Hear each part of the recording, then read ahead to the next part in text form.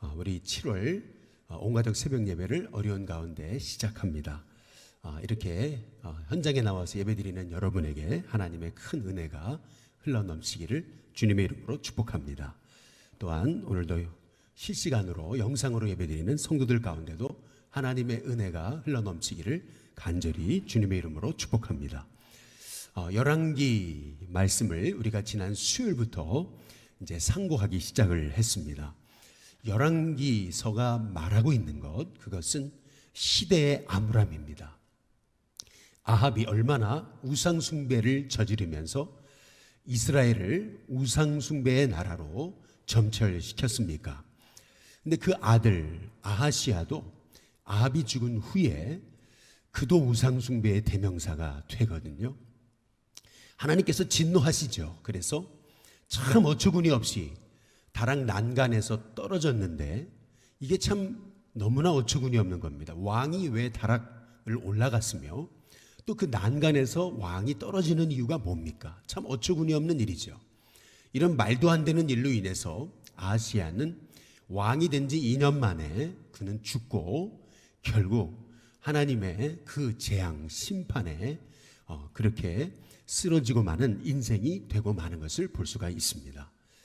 이렇게 어처구니 없는 일로 다락 난간에서 떨어졌다면 그것은 하나님의 음성인데요. 깨달으라고 하는, 돌이키라고 하는, 회개하라고 하는 하나님의 음성인데 아하시아는 전혀 깨닫지를 못하죠. 대신 자기가 사냐 죽으냐라고 하는 것을 에그론의 신 바알세붑에게 물으러 가요. 이 에그론의 바알세붑, 이 바알세붑은 파리의 왕입니다.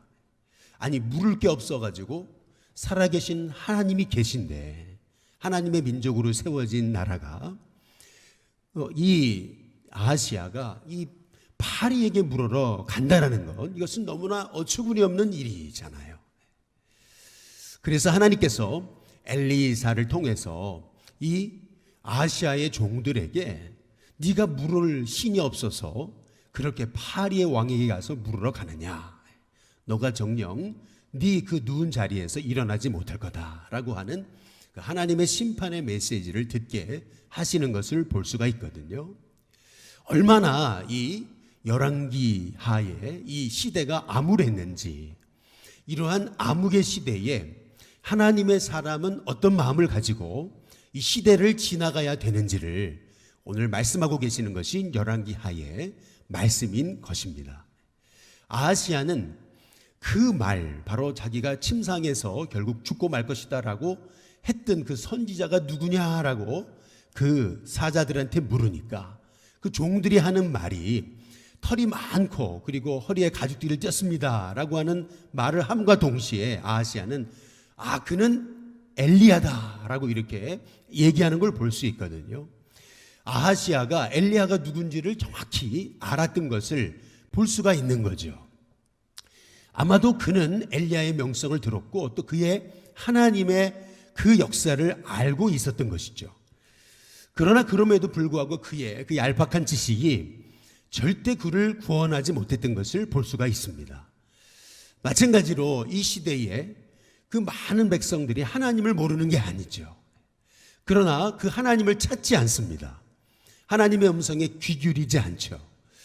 그러나 우리는 이 암흑의 시대 가운데 우리가 이 암흑의 시대를 지나는 비결, 그것은 엘리야처럼 끊임없이 하나님의 음성에 귀 기울이면서 하나님이 무엇을 말씀하시느냐에 따라서 우리가 그 말씀에 쫓아서 살아가는 하나님의 종들이 돼야 될 줄로 믿습니다.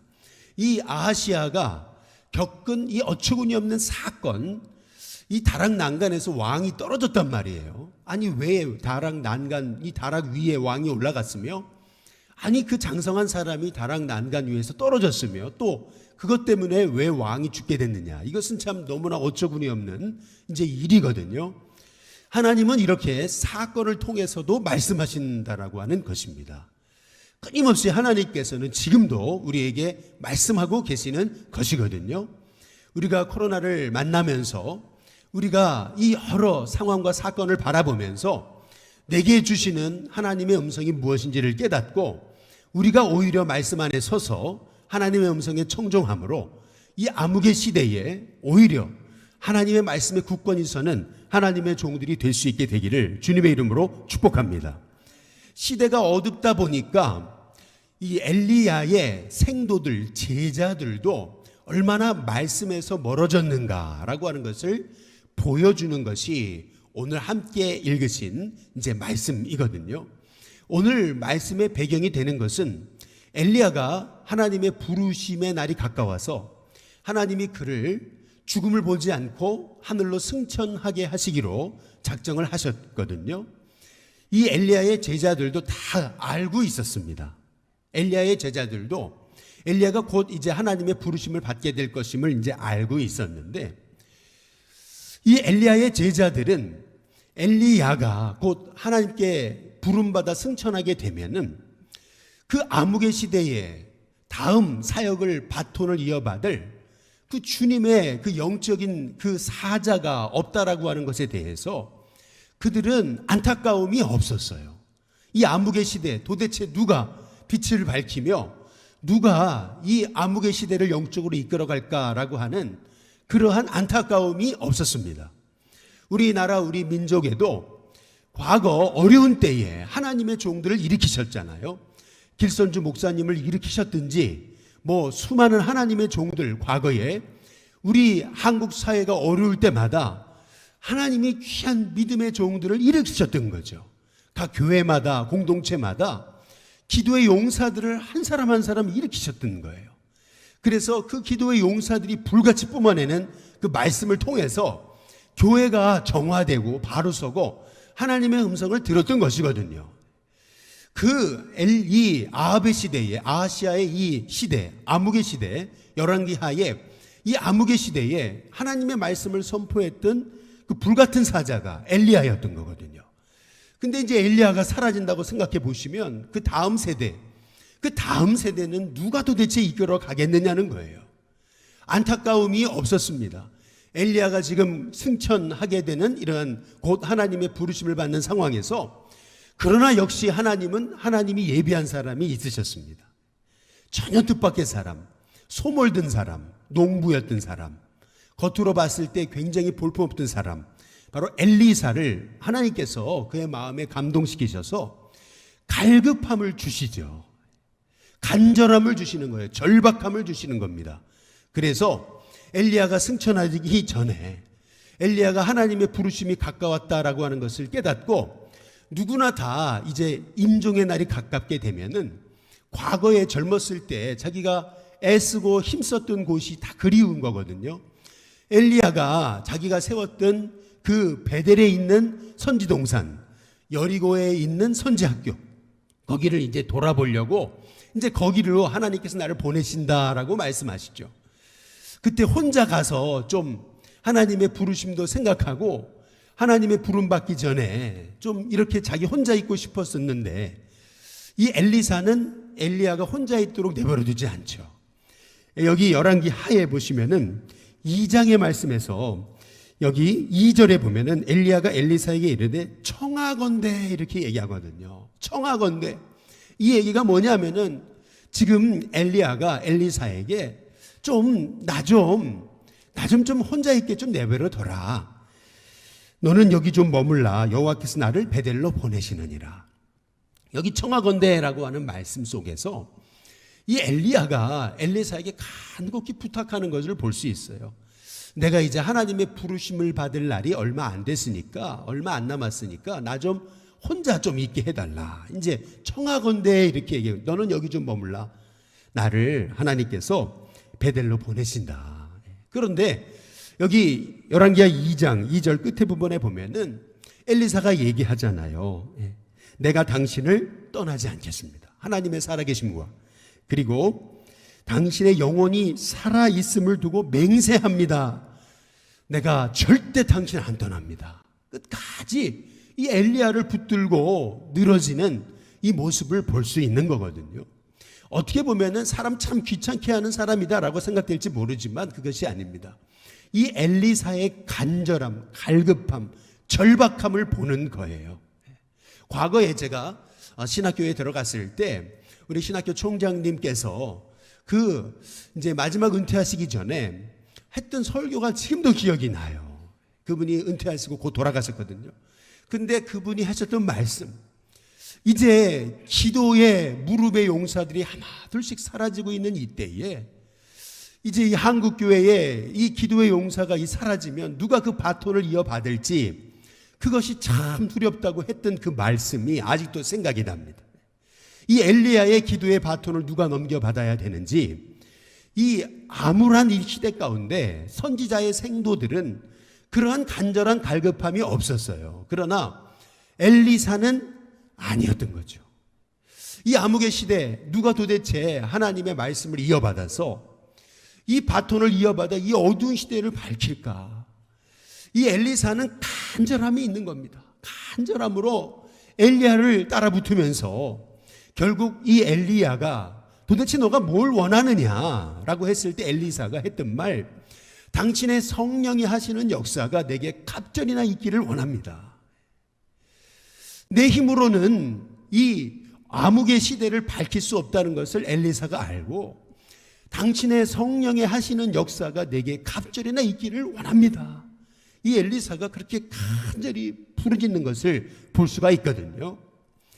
결국 엘리야가 요단강을 자기 겉옷을 가지고 칠 때 요단강이 갈라졌듯이 엘리사도 그 성령이 하시는 그 역사를 받아서 이 엘리사도 이 엘리야의 겉옷을 갖고 요단강을 칠 때에 요단강이 둘로 갈라지는 역사를 체험하게 되는 것이거든요. 엘리야는 드디어 승천하게 됩니다. 승천하게 되는 장면을 보면서 이 선지자의 생도들, 엘리야의 제자들이 뭐라고 오늘 얘기를 하냐면은, 아니 하나님이 저렇게 엘리야를 하늘로 데리고 가시다가 떨어질지 모르니까 그 떨어진 우리 엘리야 선생님을 어디서 주워와야 된다고. 이제 그러면서 우리로 저 엘리야를 좀 혹시 떨어졌을지 모르니까 거기를 쫓아가가지고 샅샅이 뒤져가지고 엘리야가 떨어진 거를 찾아오게 해달라고. 근데 오늘 여기 말씀에 보면은 이런 재미난 이런 말씀이 나와요. 이제 뭐라고 이렇게 얘기하는 것을 보냐면요, 17절 무리가 그로 부끄러워하도록 강청했다 이렇게 얘기합니다. 부끄러워하도록 강청했다. 그러니까 엘리사는 원하지 않았는데 엘리야의 생도들이 아니 우리 선지자가 저렇게 승천하다가 떨어지면 어떻게 되냐고 쫓아가가지고, 그래서 엘리야를 혹시 떨어졌는지 모르니까 찾아와가지고 그래도 시신을 건져야 되지 않겠느냐고 이제 이렇게 가서 쫓아가가지고 샅샅이 뒤졌지만은 사흘 동안 찾되 발견하지 못했다. 이제 이렇게 해서 돌아오니까 엘리사가 얘기하죠. 내가 가지 말라 그러지 않았느냐. 이제 이렇게 해서 말씀이 오늘 정리되는 것을 이제 볼 수가 있어요. 오늘 말씀을 통해서 성경이 말씀하고 계시는 것은 뭐냐면은 얼마나 이렇게 암흑의 시대에 이 엘리야의 제자들, 소위 베델 여리고에 있었던 그 선지자의 생도들이 얼마나 영적으로 어두웠느냐라고 하는 것을 알 수가 있는 대목이에요. 반면에 엘리사는 얼마나 그 암흑의 때에 은혜를 사모하고 엘리야가 그 이루어낸 그 성령이 하시는 역사를 사모하면서 이 시대를 밝힐 수 있는 방법은 그 성령의 역사밖에 없음을 이 깨닫고 그렇게 갈급하면서 간절하면서 절박하게 그 성령의 하시는 역사를 그렇게 사모했던 것을 이제 볼 수가 있는 것이거든요.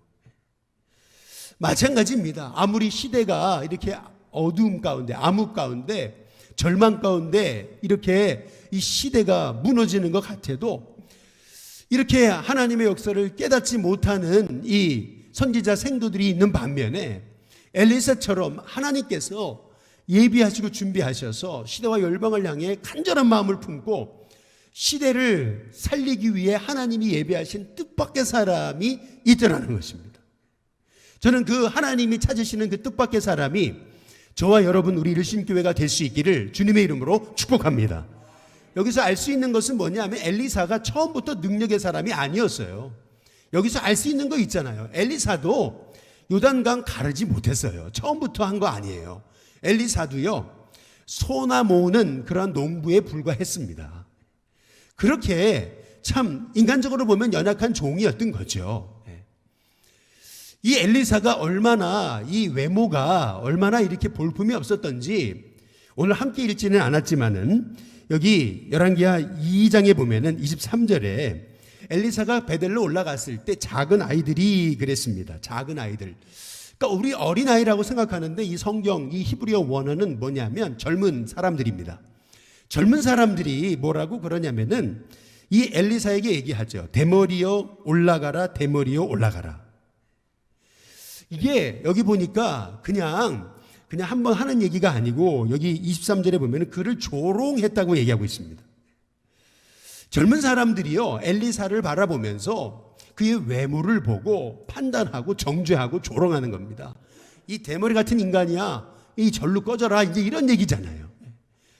조롱하면서 그 외모를 보고 판단하고 당신 같은 게 무슨 선지자냐, 이제 이런 얘기 아니겠어요. 그러니까 하나님께서 그들을 향해 진노하시는 이제 장면이거든요. 오늘 말씀을 통해서 우리가 알 수 있는 것은 뭐냐면은 엘리사가 그의 겉모습이 전혀 선지자의 모습이 아니었다라는 것을 우리가 볼 수 있는 것입니다. 하나님은 사람을 외모로 취하지 않으십니다. 그의 중심을 보시고 그를 취하시는 것을 볼 수가 있는 것입니다. 그가 전에 농부였던 건, 그가 뭐 소를 모는 사람이든 간에 상관없이 그렇게 은혜를 사모하고 이 암흑의 때에 하나님의 영을 받아서 주의 말씀을 증거하기 원하는 그 한 사람을 통해서 하나님께서는 여기 보니까 이 19절에 보시면 그 성 사람들이 이렇게 얘기하거든요. 여리고입니다. 여리고는요 성읍은 좋은데 종려나무의 성읍이라 그러잖아요. 워낙 참 아름다운 성읍입니다. 그런데 거기에 물이 안 좋았어요. 근데 물 근원을 엘리사가 치료하는 것을 볼 수가 있거든요. 정확하게 문제의 근원을 치유하는 이 엘리사의 모습, 이것은 우리도 마찬가지로 성령에게 사로잡혀서 우리가 하나님의 뜻을 쫓아 나갈 때 우리가 들어가는 자리마다 이렇게 문제의 근원이 치유되는 역사가 일어나게 된다는 것을 우리에게 말씀하고 계시는 것입니다. 하나님은 저와 여러분을 이렇게 하나님의 종으로 쓰시는 은혜가 있게 되시기를 주님의 이름으로 축복합니다. 내가 어떤 능과 어떤 힘과 어떤 지식을 가졌든 상관없습니다. 하나님의 손에 붙잡히는 것이 그것이 핵심입니다. 성령님께 붙잡히는 것이 핵심이에요. 시대가 어둡고 시대가 이렇게 암울한 것은 중요하지 않습니다. 내가 얼마나 이 시대와 민족을 향한 갈급함이 있는가, 절박함이 있는가. 여기 엘리사처럼 엘리야에게 당신의 성령이 하시는 역사가 내게 갑절이나 있기를 원합니다. 그 갈급한 그 엘리사의 심정이 저와 여러분의 심정이 돼서 이 땅, 이 어두운 땅을 바라보면서 한탄하고 낙심하는 것이 아니라 하나님이 우리를 부르셔서 주의 복음의 그루터기로 사용하시는 역사가 있게 해달라고 기도하는 저와 여러분이 다 되시기를 주님의 이름으로 축복합니다.